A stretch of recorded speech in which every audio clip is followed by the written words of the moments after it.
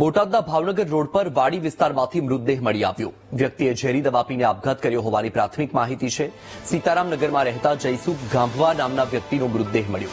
આપઘાતનું કારણ જાણવા પોલીસે તપાસ શરૂ કરી છે. તો આપને જણાવી દઈએ, એક મૃતદેહ મળી આવ્યો છે બોટાદના ભાવનગર રોડ પર વાડી વિસ્તારમાંથી. વ્યક્તિએ ઝેરી દવા પીને આપઘાત કર્યો હોવાની પ્રાથમિક માહિતી પણ સામે આવી છે.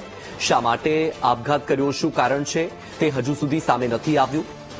વધુ માહિતી મેળવીએ સંવાદદાતા રાજુ પાસેથી. રાજુ, એક યુવકનો મૃતદેહ મળી આવ્યો છે, એ મામલે શું કાર્યવાહી છે અને કેમ આપઘાત કર્યો, શું કારણ, શું માહિતી કઈ સામે આવી?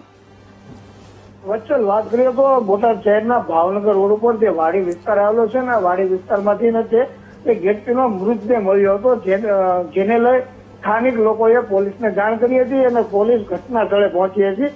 અને આ જે મૃતદેહ હતો તેને પીએમ માટે બોટાદની સોનાવાલા હોસ્પિટલમાં ખસેડવામાં આવ્યો હતો. ત્યારબાદ તપાસ કરતા જેનો મૃત્યુ હતો તે જયસુખભાઈ ગાંભવા નામના વ્યક્તિ હતા ને તેઓ શહેરના ભાવનગર રોડ ઉપર સીતારામનગર વિસ્તારમાં રહે છે અને પોલીસે વધુ પણ તપાસ કરી છે. વત્સલ, ખાસ તો હાલ આ મૃત્યુ કયા કારણોસર એને આપઘાત કર્યો છે મૃતકે તેની પોલીસ તપાસ કરી રહી છે. જી વત્સલ. બિલકુલ રાજુ, માહિતી બદલ આભાર.